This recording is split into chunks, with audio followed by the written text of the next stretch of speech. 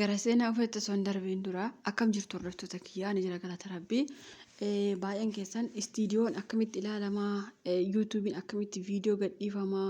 suuraan akkamitti yuutuubii irra taa'aa warri jettanii viidiyoo Abdulhaab jala argattu hunda isaa achi jalatti inni barsiisee jira jechuudha. Abduu waan hunda barsiisee jira akkaataa kamiin sa'aatii akka guuttan, akkaataa kamiin akka viidiyoo gadhiifattan, istiidiyoollee akkuma yuutuubiitti daawuloodii godhattu jechuudha. Istiidiyoos immoo gadi buufattu. Innaa abduu jalaa ilaaltaniitu banattu jechuudha. Seenaa obboleettii keenya takkaa isinii qooda. Viidiyoo yoo isinitti tole laayikii gochuun dagatina, yoo isinitti hin tolle immoo bira darba. Biyya Arabaa keessaa waggaa baay'ee jiraadhee mucaa ani guddisu yookaas mucaan maadaamii koo umriinsaa naannoo waggaa 17 ta'ee waan jiruuf, umurii dargaggummaa keessa waan jiruuf, garuu miilli isaa, harki isaa, qaamni isaa hundi naafa waan ta'eef, naafa yeroo isiniin jedhu achumatti uffata haffaadaa yookaas yeroo inni sagaraa fincaan waan adda addaa natu jalaa fuudha waan ta'eef, natullee itti jijjiira waan ta'eef, maadaamiin koo kana hunda ani hojjedhus guyyaa tokko galatoomii kana naaf gootee ilma kiyyaaf jettee galata naaf abdus garuu qarshii naaf laattu birrii guddaa waan ta'eef anis kuni hojii kooti jechuun ergan mucaa ishee akkanatti jijjiiree fi booda guyyaa tokko maadaamiin koo ergin ishee bira ture ani ergin mana ishee keessa taa'u jalqabee yookaas hojjechuu eegalee naannoo waggaa 8 waan ta'eef mucaan ishee kun yeroo dhufe umriinsaa haganatti deemuu baatus amma garuu deemee waggaa 17 waan ta'eef maadaamiin koo wajjin turtee uffata itti jijjiiruu, nyaata isaa nyaachisuu, amala isaa hundaa beekta waan ta'eef amma akkam gochuun naaf wayyaa jettee yeroo isheen na gaafattu anis maal barbaaddaree maal siif wayyaa jedhee yeroon gaafu mucaan koo nama gaarii waan ta'eef anis nama mucaa kootti heerumuu barbaada. Biyya kana keessaa yookaas Araboonni akka keenyaa naafa kanatti waa hin heerumneef waan hundumaa isaa ati waan beektuuf yoo itti heerumte maal rakkoo qabaa jechuun yeroo maadaamiin koo na gaafattu anis maadaamii kootiin akkamittiin akkas naan jettaa ilma keetti natu heerumamoo ani immoo naafaaf tolamoo maal jechuu keeti jedhee yeroon itti aaru isheenis yoo itti heerumuu baatte waan si goonu nutu beekaa jechuun yeroo na doorsiftu maadaamii koo anis homaa rakkoon qabu yeroo inni umriinsaa waggaa 20 ta'u itti heerumaa tikkeetti naa kutaa maatii koo dubbisee ufaa maatii koo baay'ee waan okkubuuf jedhee maadaamii koo yeroon gaafu isheenis homaa rakkoon qabu maatii kee galtee dubbista jechuun dhugaa dubbachuuf mucaan kun yeroo dhufe umriinsaa waggaa 12 yookaas waggaa 10 iyyuu waan hin taaneef har'a garuu mucaan ishee guddatee anumatu guddisee asiin gahe waan ta'eef rabbii gaditti dhugaa dubbachuuf namni umurii mucaa kanaa qabee jiru anumaa yoon jedhe soba jechuu waan dandeessaniif sababiinsaa nyaata seeraan hin nyaatu hin haasa'u haganatti miti garuu mucaan kun guutummaa guutuutti qaamni saalaa isaa akkuma kan ilma namaatti sirriitti waan jiruuf jechuun yeroon siniin jedhu fakkeenyaaf yeroon uffata faatti jijjiiru akkuma qaamni namaa socho'u qaamni isaallee waan socho'uuf maadaamiin koos eessa isaasitti badee qaama isaa hundaa agarteettaa ijoollee umasaa arguun barbaada jettee yeroo isheen na gaafattu anis maadaamii koo itti yaadaa amma takka hojjetadha jedhee yeroo ishee gaafu isheenis itti yaadee umriinsaa yeroo waggaa 20 ta'u itti heerumtaa jechuu yeroo na gaafattu. Anis homaa rakkoon qabu itti heerumaa jedhee yeroo isheetti maadaamiin koos baay'ee gammaddee abbaan manaa ishee poolisii waan ta'eef isattis himtee innis baay'ee gammadee mucaa keenyatti heerumti jechuun abdiin na eeggatanii guyyaa tokko hin sobuu mucaa keessanitti dhugumatti heerumaa jedhii kakadhu yeroo isaan naan jedhan anis ishii jechuun yeroo isaan na kaksiisan sababiinsaa waan isaan jedhanii na kaksiisan isinitti himuu baadhus kakaan sun kakaa guddaa waan ta'eef yeroo sana namaaf kakattee jechuu waan dandeessaniif maadaamiin koo lubbuu kee baha waan naan jetteef anis kakadhee qarshii guddaa naaf kennanii qarshii haga tilmaamaan 700 Itoophiyaa ta'u gara biyya kootti ergadhee waadaa isaan jedhanis ergan seenee fi booda yeroo mucaan isaanii umriinsaa waggaa 19 ta'u amma mucaan keenya guddateeraa akkam goonaree sargii goonee Dhugaa dubbachuuf sarraatanyaa hin taatu maadaamii taatee mana kana keessa jiraattaa jechuun yeroo isaan natti himan anis tole rakkoo hin qabu jedhee maadaamii koo abdii isheetti horee kuni homaa tokko miti waan ati jette hundaa nan raawwadhaa jechuu yeroo isaanitti himu isaanis guyyaa tokko obboleessi maadaamii koo biyya biraatii dhufee maaliif waan kana hojjettu kuni sirrii miti jechuun inni ni dhukkubsata afaan isaan dubbatu maaliif akkas jettan yeroo jedhan isheenis yaadni maadaamii koo qabdu ijoollee mucaa ishee arguu waan ta'eef ani ijoollee isaa arguu barbaada wanta fe'e yoo ta'e natti hin dubbatina baasii baahuu danda'uu fi waan isheen barbaadde hundaa nan guutaafi jettee yeroo maadaamiin kun natti himtu anis homaa rakkoo hin qabu umriin isaa waggaa 20 haa guutu haa guddatu anis isinuma bira hin jira waan ta'eef jedhee anis jiruuf jireenya biyya kiyyaa fooyyeffachuuf waan hin biyyaa baheef dafees gara biyyaatti galuu waan hin barbaanneef sababiin isaa hojii naganatti waan hin jirreef mucaa sana guddisuu malee hojiis waan hin qabaanneef yeroo umurii mucaa isaanii waggaa 20 guutuu gahu maadaamiin koo bakka isheen deemtee keekii yookaas maa'ajjanaat ka araboonni jedhan ni beektu mitiire isheenis kana hundaa fiddee sapiraayizii jettee mana ishee keessatti obbolaa ishee waamtee aziimaa jedhanii hoolaa qalanii waan hundumaa godhanii halkan tokko akkuma sargiitti mana sana keessa gammachiisanii harki mucaa isaanii socho'uu hin danda'u qalabatii fuutee harkuma kootti harka isaa qabsiistee ergi gootee booda qarshii guddaa duraanuu gara biyyaa waan ergadheef guyyaa sanas warqii mormaa fi harkaa sirriitti waan naaf bitteef anis homaa rakkoo hin qabu jechuun egaa mucaa keenyatti heerumte jedhanii baay'ee gammadanii anis ergi isaan kana godhanii booda halkan yookaas lafa barii yeroo namni salaataaf ka'u lafuma barii sa'aatii 11 yookaas sa'aatii 5 akka biyya arabaatti abbaan manaa manuma banee salaataaf waan deemeef maadaamiin koo yeroo baay'ee gibbii waan natti qolloftuuf anis galgaluma sana namatti daawwaladhee nama mana sanaa na baasu qopheeffadhee waan hin jiruuf battalumaan utaalee lafa barii sana mana sanaa bahee ijoollee Oromoo bira taa'ee naannoo baatii 3 yookaas baatii 5 ol taa'ee gara biyya kootti akkan galuu qabu yeroo namoota gaafu namoonni baay'een warqee kana baattee biyya galuu hin dandeessu lammaffaa kakaa mucaa sanaaf kakatteetta waan ta'eef akkamitti galtaa jechuu yeroo na gaafatan anis kakaan sun fedhu naa ajjeesuu fedhu waan barbaadu naa godhu malee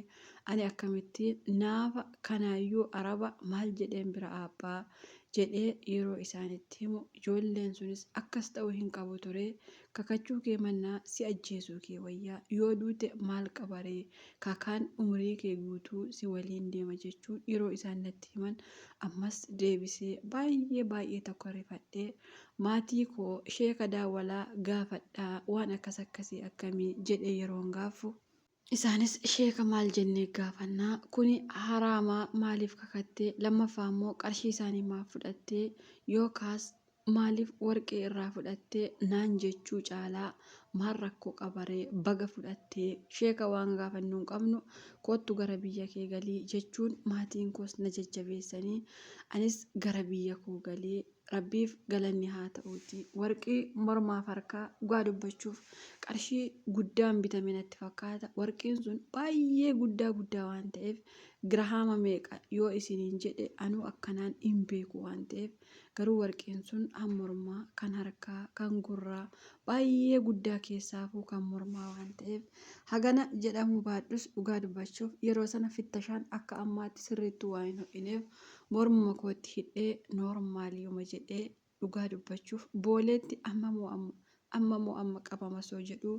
gara biyyaa galee maatiin koos baay'ee gammadanii haa ta'u malee ergan biyya galee abbaa manaa godhee ijoollee 2 ta'e yeroo hunda ijoolleen koo lamaan guyyaa har'aa yoon tokko mana akiimii geesse guyyaa boruu tokko mana akiimii geessa ergan biyya arabaatii dhufee ijoollee godhee gaa'ila sana godhee baay'ee cinqamuu ijoolleen sunis na jalaa dhukkubsachuu rakkoo adda addaa natti dhufuu malee takkaa bu'aa hin agarre waan ta'eef anis kun achuma maadaamii kootu waan na abaartee yookaas qarshii isaaniitu na qabee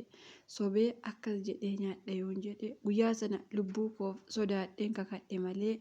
an dhugumatti nama sana jaallee yookaas qarshii sana jaallee miti. Namoota baay'ee yeroon gaafuu kun homaa rakkoon qabannaan jedhu malee rakkoo qaba kannaan jedhu takkallee hin agarre waan ta'eef osuma kanaan jiru ijoolleen koo lamaan ishee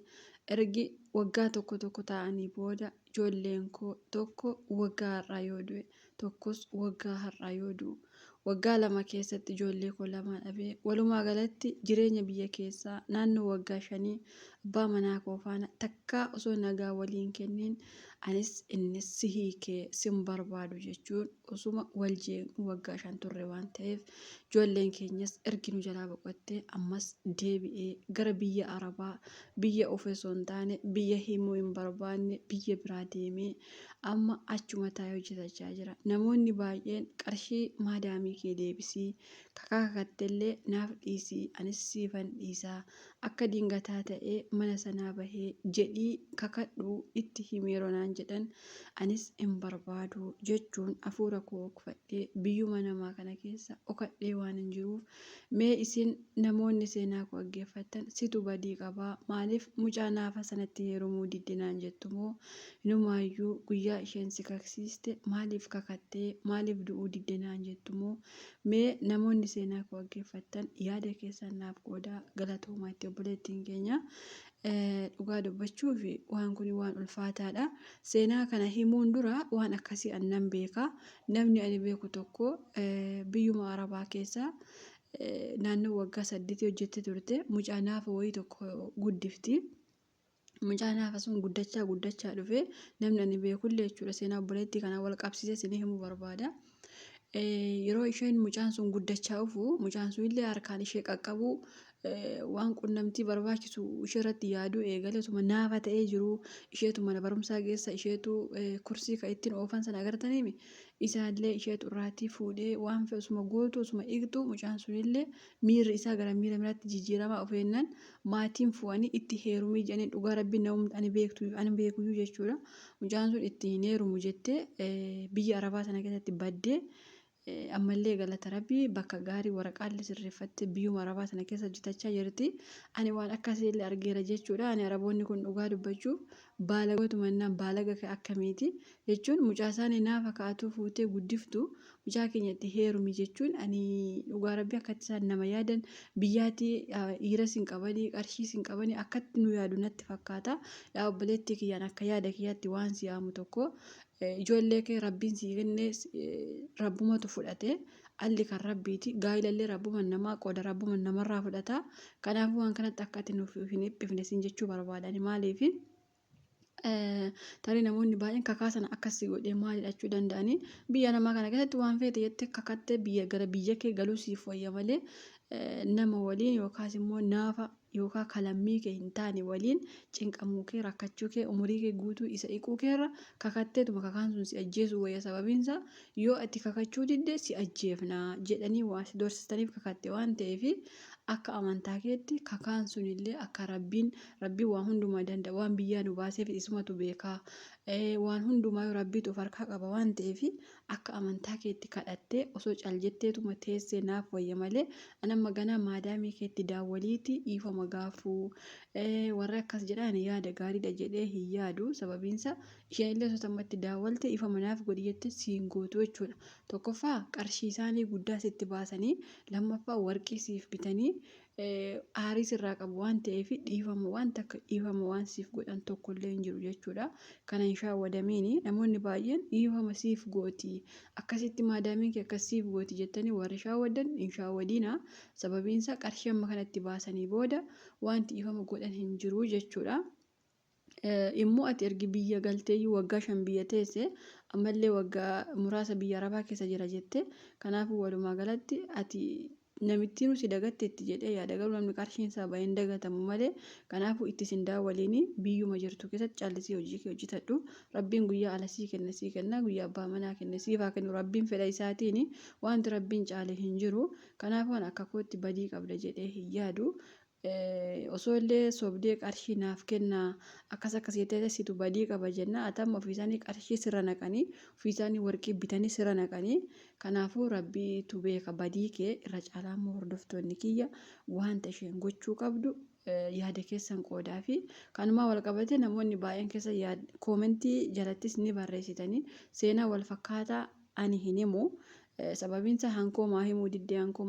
warra jettanis ni jirtanii seenaa wal fakkaataa yoo ta'e sanumarraa barachuu isiniif wayya malee daqiiqaa waan nutti fudhatuuf himuu hin barbaanne jechuudha ifa manarraa ta'a. Ijoollee baay'een keessaan illee hankoon tuffattee moo maalidha kan jettan ni jirtanii seenaa yeroo lama yoo himame hin ta'uu jechuudha jechuun hin ta'u yeroo isiniin jiru seenaa wal fakkaataa isuma tokkorraa barachuu dandeessu jechuudha. Viidiyoon kun yoo isinitti tole laayikii gochuun dagatina viidiyoon kiyya laayikii hin qabu akkuma dura isiniin jedhe namoonni baay'een keessan waan yuutuubii irratti xiyyeeffatanii jirtanii ila yuutuubii banachuuf yoo jettan akkaataatti yuutuubii banatan jettaniitu mata duree yuutuubii keessa irratti barreessitu achii booda abduun isinii dhufaa jechuudha. Yeroo inni isinii dhufu akkaataatti yuutuubii banatan argettanii isinii dhufeemi isuma jala seentanii ilaaltu tampileelistii isaa jala agartanii pileelistii kan tuqxu jala viidiyoo osoo hin taane pileelistii jala tuqxanii achi jalatti isin yaasaa jechuudha maal akka inni barsiise maal akka inni godhe achi jala argattanii jechuudha waan hundumaa walii galee malee as deebitanii inni afaan arabiffaa barsiisa inni maali barsiisa warri jettani inni afaan oromoo barsiisa. Warri immoo istiidiyoon eessa jira jettanii istiidiyoon immoo isintu daawuloodii godhata. Isinii galee akkuma iimoo gadi buufannu akkasuma istiidiyoo keessa seentanii wanti keessa seentaniitu googelii keessa seentaniitu istiidiyoo gadi buufattu jechuudha. Istiidiyoon sa'aatii masiin gargaara. Inni kaan immoo sa'aatii akkamitti guunna warri jettan viidiyoo hojjettu yeroo viidiyoo hojjettan sa'aatii isinii lakkaa deema jechuudha. Sa'aatii 4,000 fi sabiskiraabii 1,000 gaafa isinii guute gara birrii isinii kaffaluutti isin dabarsaa jechuudha. Walii galee gara birrii kaffaluutti isin dabarsa garuu yoo sa'aatii 4,000 hin guunne sabiskiraabii 1,000 hin guunne qarshii isiniin kaffalu. Baay'een keessan amma yeroo yuutuubii banadhaa ijoolleen biyya arabaa irratti baay'een keessan qarshii immoo akkamitti kaffalaa kaayettan ni jirtan. Isaallee barumsa isaa abduu jalaa argattan qarshiin amma toon taane ganaa yeroo isin sa'aatii 4,000 guuttanii kaatanii ganaa piinii finfinneetii isinii bahaa